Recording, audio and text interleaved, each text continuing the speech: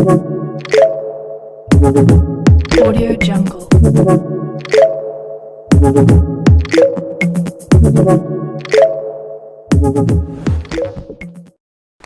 नमस्कार विद्यार्थी मित्रांनो, चला तर कान्हा एज्युकेशनमध्ये आपल्या सर्वांचे स्वागत आहे. तर आज आपण BEE MCQ सिरीज समोर कंटिन्यू करणार आहोत. बघा, त्याच्यामध्ये जे पुढचे जे आपण समोर जो टॉपिक असेल जो की आपल्या AC सप्लायच्या रिलेटेड आहे, तो टॉपिक आज आपण डिस्कस करूया. बघा, त्याच्यामध्ये काही स्पेसिफिक क्वेश्चन्स आहेत. The domestic AC supply is dash phase dash supply. बरोबर आहे. द डोमेस्टिक म्हणजे काय असेल? बघा, ॲक्च्युअली सप्लाय जो असेल आपण 3 प्रकारे डिवाइड करत असतो. सप्लाय ॲप्लिकेशन जे असेल सर, तर मी काय म्हणू शकतो, सगळ्यात पहिला मी काय म्हणू शकतो रे, बघा डोमेस्टिक असेल है ना, त्याच्यानंतर असतो बघा कमर्शियल असतो है ना, त्याच्यानंतर असतो इंडस्ट्रीयल. बरोबर आहे.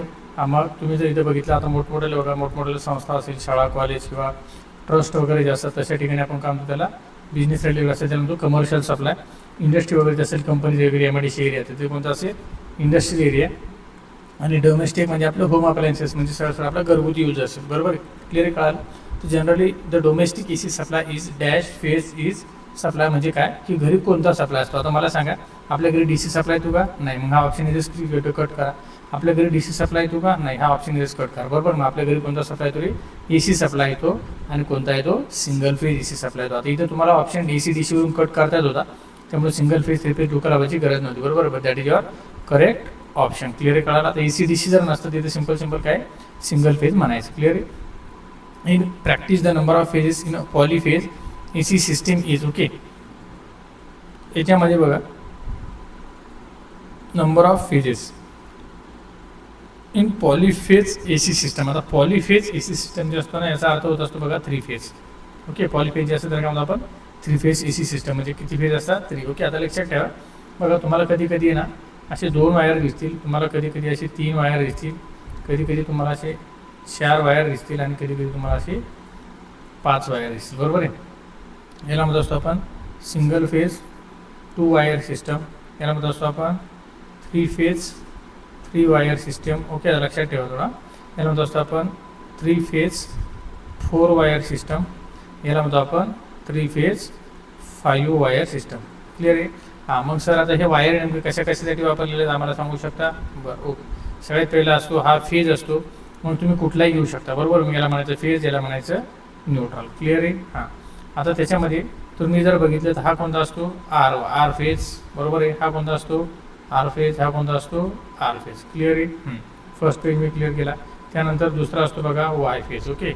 इथे जर तुम्ही बघितलं है ना, तर काय म्हणतो आपण, याला म्हणणार आपण वाय फेज. ओके. थोडा आपण कलर चेंज करूया, जेणेकरून तुम्हाला व्यवस्थित दिसेल. बघा, याला म्हणणार आपण वाय फेज, याला म्हणणार आपण वाय फेज, याला म्हणणार आपण वाय फेज. ओके. आणि जो तुमचा लास्ट फेज असतो त्याला म्हणणार आपण ब्लू फेज. त्याला म्हणणार आपण RYB. ओके. मग सर लास्टला कोणता राहिला? तर लास्टला जो असतो तो कोणता असतो? तुमचा न्यूट्रल असतो. बरोबर आहे. That is your neutral. That is your, इथे न्यूट्रल आहे का? नाही. इथं काय न्यूट्रल आहे, इथं काय न्यूट्रल. अशा प्रकारे तुम्हाला लाईन डिवाइड असतो. बरोबर. लक्षात ठेवा. फक्त हा सिंगल फेज सप्लाय असतो, हा 3 फेज असतो, हा 3 फेज असतो, हा पण 3 फेज असतो. फक्त त्याच्यामध्ये चेंज काय, इथं 3 वायर, इथं 4 वायर, इथं काय असेल 5 वायर असेल. क्लिअर आहे. म्हणजे याच्यासाठी दिलं की तुम्हाला याच्या जर काही क्वेश्चन्स आले तुम्हाला ते सॉल्व्ह करता आले पाहिजे. क्लिअर कळालं? बघा, त्याच्यानंतर नेक्स्ट क्वेश्चन आहे, the AC single phase supply voltage is dash hold at a frequency of hertz. म्हणा. हां, म्हणजे सिंगल फेज सप्लाय जे असतो. बरोबर. इथे काय म्हटलं त्यांनी महत्त्वाचं, सिंगल फेज सप्लाय आपल्याला माहिती किती असतो? 230 व्होल्टच्या आसपास. ओके. आणि आपल्या फ्रिक्वेन्सी किती असेल आपल्या इंडियामध्ये? 50 हर्ट्ज. जर OUS वगैरे तिकडे जर बघितली किती? 60 हर्ट्ज. मग इथे किती असेल? 230, आणि इथे किती असेल? 50. असा ऑप्शन आहे का पुढं? हा नाही आहे, हा पण नाही आहे, हां that is your correct answer. हा नाही आहे, कारण ते 60 आहे ना. That is your correct answer. The frequency of the 3 phase AC supply is simple. इथे रे 50 हर्ट्ज. आपल्याकडे 60 नाही आहे, 180 नाही आणि 150 पण नाही. त्यानंतर a 3 phase voltage are displace by radian from each other. आहे ना.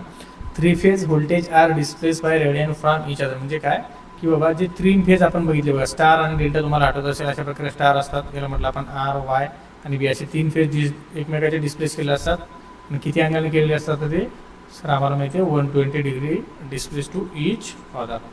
मग 120 डिग्री जर तुम्ही बघितली तर एकही ऑप्शन आहे. मग कसं लक्षात ठेवायचं बघा, इथे काय 180 डिवाइड बाय 2, इथे काय 180 डिवाइड बाय 3, इथे काय असेल 360 डिवाइड बाय 3 इथे काय असेल 180. मग सर इथं जर बघितलं तर इथं 180 डिवाइड बाय 120 होतात का? नाही. मग इथे किती होईल? 90. बरोबर. इथे किती असेल? 60. इथे किती येतात? 120 है ना. आणि इथे किती होतात? म्हणजे काय? That is your correct answer 2π/3. हे पण नाही सर, हे पण नाही आणि हे पण नाही. If phase voltage VR is represented by VM sin omega t, then the phase voltage VB is represented by, है ना. आता हा क्वेश्चन तुमच्यासाठी खूप महत्त्वाचा आहे, लक्षात ठेवा. कारण आपल्याला माहिती आहे प्रत्येक फेज हा एकमेकाच्या कसा डिस्ट्रीब्यूट केला आहे रे, 120 डिग्री. मग इथे काय म्हणणार? VR, इथे काय म्हणणार सर? VY, इथे काय म्हणणार? VB. ओके. हां, आता आपल्याला माहिती आहे VR, VY, VB म्हणजे काय? सरळ सरळ मी म्हणू शकतो VM sin ओमेगा टी, काहीतरी इथे अँगल असेल VM sin omega T, VM sin omega T. इथं काहीतरी अँगल आपल्याला बघायची, बरोबर आहे. मग आता इथं अँगल किती असेल तुम्ही बघा, इथं बघू शकता. इथे तुम्हाला लक्षात येऊन जाईल. इथे मी काय केलं की इफ फेज आर, जर मी त्याच्यात 3 फेज डिस्ट्रीब्यूट केले असेल, बरोबर, त्याच्यामध्ये बघा VM sin ओमेगा टी, नंतर VM sin omega T minus 120 आणि VM sin omega T minus 240. आता इथं ऑरमध्ये तुम्ही कसं लिहू शकता? ओमेगा टी प्लस 120 तुम्ही असं लिहू शकता. क्लिअर आहे? कळालं? हा, जर मग समजा मी 3 फेज असे डिस्प्लेस केले असेल, बरोबर आहे, तर मग मला काय लिहावं लागेल? समजा मी आर जर घेतला तर किती घेतला? ओमेगा टी, बरोबर आहे. त्यानंतर दुसरा किती माझा? Omega T. लक्षात आलं काय घेतोय मी? ओमेगा टी मायनस 120 मी कधी लिहिलं आणि प्लस 120 मी कधी लिहिलं ते लक्षात ठेवा. ओके. म्हणजे मी काय लिहिणार? RY आणि B. बघा, RY आणि B, है ना. मी काय म्हटलं? इथे असेल ओमेगा टी, इथं असेल प्लस 120 आणि इथे काय असेल? मग मी तुम्हाला आता सांगितलं की लक्षात ठेवा, शेवटला लास्टला जे असेल तर प्लस 240 लिहा किंवा मायनस 120. मी तुम्हाला आता सांगितलं. लक्षात आलं? क्लिअर आहे?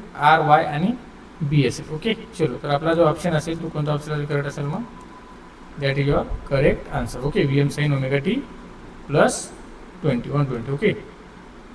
आता ते क्वेश्चनवर डिपेंड आहे, प्लस घ्यायची की minus. If VR is consider as reference VY dash VR by, okay, हा जो असेल, आता इथं काय येईल तुमचं? VR is consider as reference. आता इथं थोडं लक्षात ठेवा. बघा, तुम्हाला जसं डायग्राम दाखवतो, इथं बघा तुम्हाला हा VR दिसतोय मला, ही त्याची फेजर डायग्राम आहे. आता फेजर डायग्राम कशी आली, काय आली, जर तुम्हाला एक्सप्लेन करत बसलं तर आपल्याला वेळ पुरणार नाही. ओके. ही तुम्ही गोथ्रू करून घ्या. बघा, consider reference VY dash VR by. आता इथं काय आहे की तुमचा जो VY जो असेल तो लीड करतो VRला की लॅग करतो? क्लिअर आहे? हां, मग आता तो कोणाला करतो म्हटलं? VR जो असेल, आता VYच्या कम्पॅरिझनमध्ये आपल्याला बघायचं आहे. तुम्ही VY कुठे असा माझा इथे दिसतो, बरोबर आहे. हां, मग हा मला काय करतो सर? 100% माझा लॅग करत असतो. काय करतो? त्याला लॅग करतो. मग इथे लॅगचं ऑप्शन कुठं आहे का? हा, हे एक ऑप्शन असू शकतं सर आणि एक ऑप्शन असू शकतं. म्हणजे काय? लीडचा ऑप्शन गेला असतो, बरोबर आहे. हां, त्यानंतर आता किती डिग्रीनं करतो, बरोबर ना. आता किती डिग्रीनं करतो म्हटलं तर काय, इथे जर बघितलं तर या ऑप्शनमध्ये 120, या ऑप्शनमध्ये काय 240. आता आपल्यामध्ये प्रत्येक फेज एकमेकाचे काय VR आणि VY दोन वेगळे आहे ना. प्रत्येक फेज जो असेल सर एकमेकाला काय करतो? जो 120 डिग्री डिस्प्लेस केलेला आहे. म्हणजे हा 240चा ऑप्शन गेला. म्हणजे काय राहिला तुमचा? B. That is your correct answer. Normally the phase sequence in a 3 phase system काय असतो? मग आपल्याला आताच बघितला RY आणि B. RYB, RYB. हां, that is your correct answer. The vector addition of 3 phase voltage at any instant is, है ना. The vector addition of 3 phase voltage at any instant is. हां, वेक्टर ॲडिशन जर तुम्ही काढली 3 phase, हां, at any instant, जर सुरुवातीला at any instant म्हणजे स्टार्टिंगला जर तुम्ही काढली, बघा, if the phase voltage are VR, VY आणि VB तिघांचं जर तुम्ही वेक्टर ॲडिशन केली तर 100% तुम्हाला काय मिळणार? VR plus VY plus VB is equal to 0. That is your correct answer. The dash not present in delta system. काय प्रेझेंट नसतो डेल्टामध्ये? बघा, आता ही अशी आपली स्टार सिस्टम आहे ना, आणि अशा प्रकारे असतो बघा तुमचा डेल्टा. मग इथे जर तुम्ही बघितलं, इथे न्यूट्रल आहे, इथं R, इथं Y आणि इथं B. इथं काय RY आणि VR असेल, इथं न्यूट्रल नाही आहे ना. मग डेल्टामध्ये काय नाही आहे रे? डेल्टामध्ये काय नाही आहे? न्यूट्रल नाही. म्हणजे phase voltage, line voltage, neutral point is upset. Okay. त्यानंतर the dash system is always a 3 point system.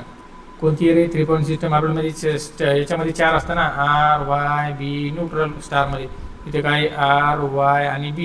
हां, हे तर पॉसिबलच नाही. म्हणजे तुमचा ऑप्शन काय असेल? B. That is the correct answer. The phase shift between adjacent line voltage is. हा इम्पॉर्टंट क्वेश्चन आहे. फेज शिफ्ट आपण किती करतो बघा. इथे तर तुम्हाला माहिती आहे ओमेगा टी आहे, मायनस इथं आलं की 120, इथे प्लस आला 120. ओके. लक्षात ठेवा, म्हणजे मायनस 120 प्लस 120 आहे. तुम्हाला म्हटलं ना मायनस 120, इथे तुम्ही -240 लिहू शकता. म्हणजे सरळ काय हा 120 नंतर हा 120 म्हणजे 120च्या अँगलमध्ये डिस्प्ले झाली, बरोबर. पण लक्षात ठेवा the phase shift between adjacent line voltage म्हटलं त्यांनी, बरोबर आहे. फेज व्होल्टेज म्हटलं का लाईन व्होल्टेज. आता हे झालं सर फेज व्होल्टेज, बरोबर आहे. आपल्याला काय पाहिजे लाईन व्होल्टेज. मग आता क्वेश्चनमध्ये त्यांनी काय विचारलं सर मला लाईन व्होल्टेज कितीनं शिफ्ट केले आहेत, बरोबर आहे. फेज शिफ्ट ॲडिएशन जे असेल किती असेल म्हणजे किती आहे सर 30, 30च्या नंतर 90, 150 म्हणजे किती आहे 30 आणि 30 म्हणजे 60चा गॅप आहे म्हणजे किती सर 60 डिग्री. ऑप्शन आहे का 60, yes that is your correct answer. कळालं okay. The number of phase voltage in any system is किती असतात रे 3 phase. VRY is a dash voltage for a star load. Star load कुठे गेला sir हा इथे बघा. VRY जो असेल स्टारसाठी माझा काय लाईन आहे काय फेज आहे सर इथं मी बघू शकतो. हा काय माझा सर VRY लाईन व्होल्टेज आहे. मग इथं ऑप्शन आहे का yes that is your correct answer. Typically the RMS phase voltage is. RMS phase voltage आपला किती असतो बघा. तर किती असतो जनरली तर तुम्हाला मी सांगितलं की जी आपली लाईन असते नेहमी कशामध्ये असते RMS व्हॅल्यू. म्हणजे क्वेश्चन्स तुम्हाला जर गिवन असेल एसीस आपल्या तर नेहमी व्हॅल्यू कशामध्ये असते RMS व्हॅल्यूमध्ये, बरोबर आहे. आणि जर ती जनरली आपली किती असते 240 असते. 240 सिंगल फेज असेल. क्लिअर कळालं. त्यानंतर टायपिकली द RMS लाईन व्होल्टेज. तर RMS लाईन व्होल्टेज किती असते नेहमी लक्षात ठेवा ते असतं 4150 म्हणजे असेल हा सिंगल फेज नाही का असं तुमचा 3 फेज. क्लिअर कळालं. सिंगल फेज नेहमी तुम्हाला RMSमध्ये येतात. कशामध्ये फेज व्होल्टेज नेहमी RMSमध्ये असेल आणि लाईन व्होल्टेज नेहमी RMSमध्ये असतो तो 3 फेजचा असेल. क्लिअर आहे. हा लक्षात ठेवा. बघा लक्षात ठेवा सिंगल फेज जर असेल, बरोबर आहे. सिंगल फेज जर असेल तर त्याच्यामध्ये फेज RMS असतो आणि 3 फेज जर असेल तर त्याच्यामध्ये लाईन RMS असतो. क्लिअर आहे. कळालं ओके. चलो.